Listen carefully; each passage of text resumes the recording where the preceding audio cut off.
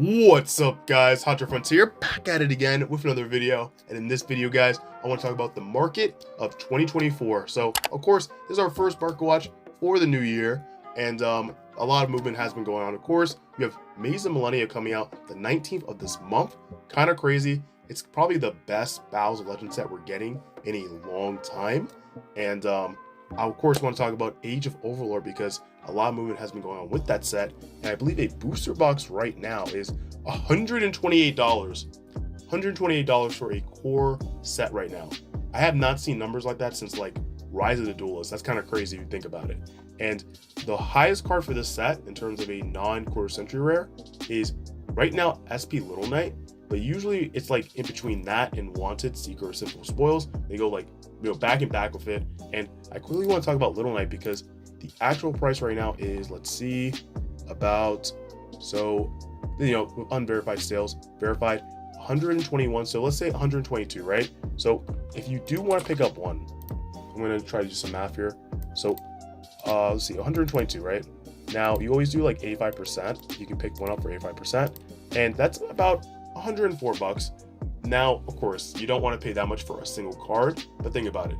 If you're going to see value in it, in the card itself, and you're going to use it, then go ahead and pick up one. If you can try to get it for this or even lower, if possible. A lot of people are running two in the deck, and I feel like if you're running two in your deck, like you bought two, you're definitely being like, you're competitive, right? Because you want to go to a tournament, you definitely want to try to win. So, I mean, that shows your commitment, I guess. If you don't think that you're not going to use the card at all, then don't even worry about it. Just ignore what I just said, like the last 40 seconds. But if you think you really do need a copy of this card, try to get it for this price or even a little bit lower, because it's not going to get reprinted. It's not guaranteed to get reprinted this year. We hope it does, but Konami. And I'll explain later too of why I say stuff like that. But okay, so that was Little Knight. Let's go back to Age of Overlord because there's actually a lot of stuff in here too that we have to talk about before we get to the next thing. And if we go down here, of course you guys already know the Snake Eye stuff has been going crazy in price because again it's like one of the best engines right now that we have access to. And we have Horus, right? MSET Glory of Horus, $63. It's kind of going down. It was 70 before, which is crazy. But I mean, for what the engine does, it's probably like the second most used engine currently, or it could be the first. I'm not too sure because I think it's a lot more viable or compatible with other decks than the Snake Eyes engine. But going on to the Bellstar, the Black Witch, 34 bucks. It used to be around 22 bucks. Crazy. It's kind of climbing up that price because again, the engine is so good. And something else that's crazy too, we have the Dual Mutef. This card is $61. This card used to be like what, around the 30s, because it really was Horus that was like the hype. So this card was like, we'll kind of bring it down, and it just got bought out. It's insane.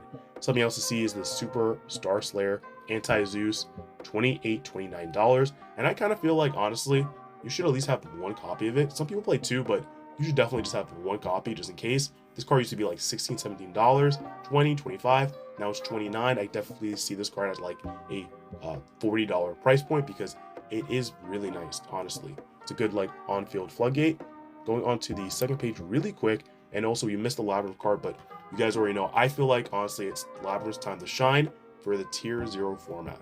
But go on to the second page here with the Snake Eyes Lambert Dragon, and this card is like 16 bucks. It used to be like $6. Kind of insane, but again, the entire engine is crazy. And also, really quick, do you guys think these Odd Eyes Arclave Dragon Core Century is actually like really undervalued? Because I feel like someone can find a broken way of using this, and for about $14, that is not a bad price.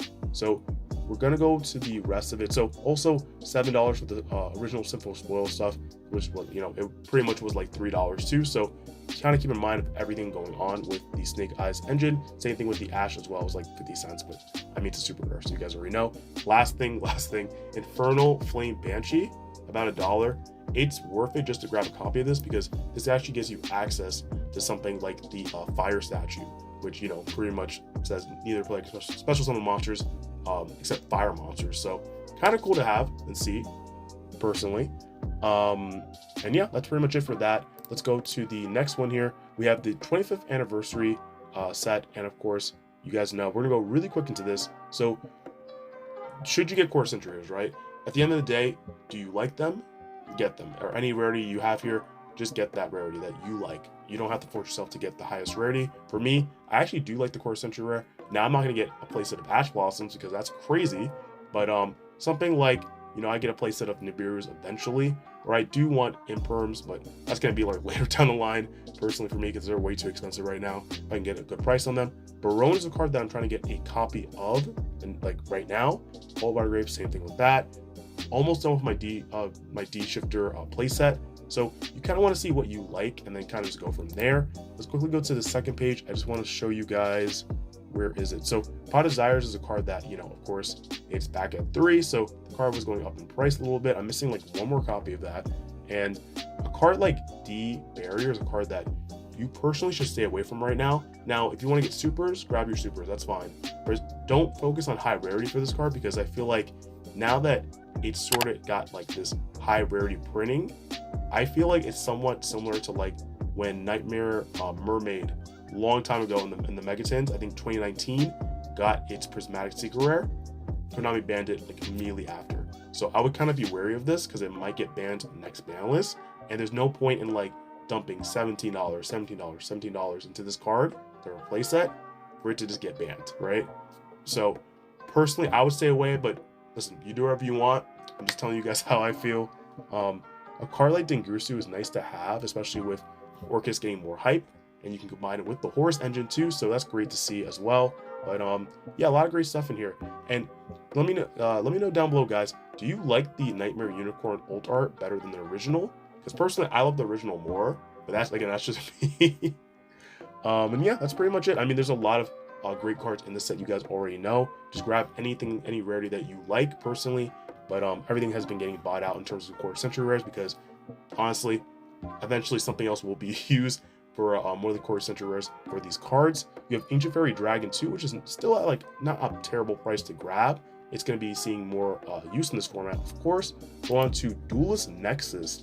We have some interesting stuff here. So we have the Magicians of Bonds and Unity still at that price point, because honestly, it's like, it's not as hype as everyone thought it was. And I think when the set is complete, I'll probably see it like a price jump, but it probably won't be all it is, you know, all it is meant to be, I guess.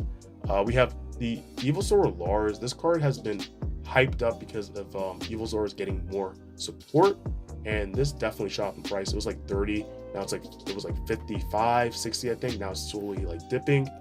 Going to the Dark Corridor, a card that you definitely should have a copy of, well, 3 copies of if you're playing Dark Worlds, because Dark Worlds are getting new support as well in the side set, and for like 12-13 bucks, not bad now, but imagine if it's $25 a copy, and if the deck does really good as well, it can go up even further. It's like the best generic support for Dark World as well, letting you add a card and also I believe discard a card, so that's kind of insane. We see Sleipnir at like 13, about 14 bucks, and I mean, this card also was like very low at one point with, you know, the Runic hype, of course, that kind of brought it back up. But a lot of great like penny stocks in here too as well to kind of, you know, take a look at before you guys, you know, decide to just dump a lot of stuff into the high rarity stuff. There is a lot of like nice penny stock stuff to kind of pick up too. But going on to the next one, we have the Goaty stuff, and Goaties are getting more support as well, and there are some cards that you definitely want to pick up. Honestly, everything from the Goaty stuff you want to pick up really to have for the deck. But like Zeb, Shift, you have Paces, and of course the Synchro Monsters are really nice as well. Goaty of the Deep Beyond is a great Synchro Monster to have. The Golem was a letdown personally, but everything else was really good, and the Orion Post. I just stopped at the last one. Now I messed up on this name, but yeah, this card was like $150. Now it's like $3. So you definitely want to pick up the Goaty stuff sooner before it's like way too late and the support comes out. So moving on to the tin stuff, guys, we have the Fenrir for 24 bucks. We have Lubellin that actually is like around 20 bucks. This actually got bought out to like 28 bucks. And something interesting that I see every time something gets bought out, like let's say, for example, something like Lightsworn, right? We saw future Lightsworn support. So of course, a lot of those cards got bought out. And I feel like the correct thing to do is not to start buying things out, like start buying into the buyout immediately. Like wait until things dip, because we're not gonna get that Lightsworn stuff for a long time. So you kind of want to wait until things crash down, then buy it when it's low before it shoots back up. before the support actually comes out, something like that. So like, I feel like right now, chill on the Lobelions, just kind of wait until they kind of lower in price again. And personally, I mean, they were like $9 for like the longest time. So I'm surprised people are still buying into it right now. But honestly, I would just wait. I would just wait until it goes lower so you can pick them up. You really only need 3 and then that's it, right? So definitely I would wait for that to happen. But Fenrir's, you definitely need some, you need 3 of, because the ban list, I guess a lot of people were expecting it to get hit to 1 and it didn't. So that's interesting to see, because now we have Fenrir. We also have Pinkertops now back at 2, I believe. It's not at 3. So interesting to see both of them back in the format. That's kind of crazy at the same time. But we have the Garura at like $8-9, a card that you definitely should have access to at least 1 if you're using something like the Dear Servant. It's great to send off and be able to draw a card. It's nice to see. And Runic tip, if you guys are planning to play the Runic engine in something, it's nice to see Runic tip, around $6-7. It was at like 3, but it's not a bad price to see this card at, especially since it's the searcher for the Runic deck. It's great to see here.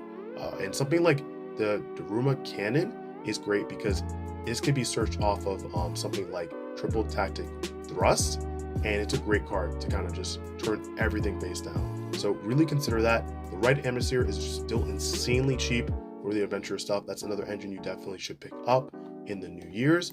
Going on to Skill Drain. Skill Drain is a card that the ulti has been going up in price. This card used to be like $19-20 for the longest time, and now it's slowly going up. I guess in terms of just general hype, a lot of the floodgates did get banned, or not really banned, but hit. And Skill Drain has been back at 3 for a long time, and people haven't really been taking it seriously. So now people are really considering it, and I cannot wait to see how this goes. I personally still need 2 more copies of the Ultimate Rare, so I'm going to wait, just like I said, and kind of wait for the dip, and then buy back into it. So going on to our next one, I think second to last one, we have Triple Tactic Thrust. So this card, the ulti version, is actually no longer above 100, which is great because I need 1 more copy, but I'm gonna wait until see if it lowers just a little bit more. It's now $85. This is like somewhat where the secret was. If you're still looking to pick up the secrets or just have access to like 1 or 2, it's not bad. They're about $70, so that's actually not the worst thing.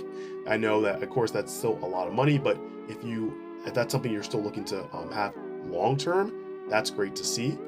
Going on to the last card here, we have Sprite Sprint. So this card, a card that actually did not get reprinted in the Megatins, and this card is really good, and I don't know when it will get reprinted, so that's kind of why I want to talk about it. It's currently like $14-15, but this card can definitely go up to like $20-25. It's a great Link 2 monster, something like Sprite, played in Tier Elements, has a lot of uses, and it's more of like a compulse back to your opponent's hand. So honestly, it's a great monster. If you find use for it in your strategy, you should grab it before it actually shoots up way in price, personally. But I currently have 1. I think some people play 2 copies of it, but I'm just gonna stick with the 1 copy. But definitely let me know down below what you guys think and would you play this card in your strategy. But guys, looks like that's the end of the video. If you guys liked the video, make sure to give it a huge like.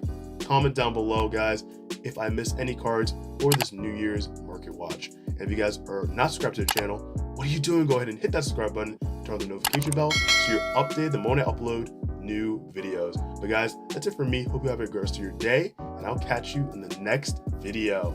Peace.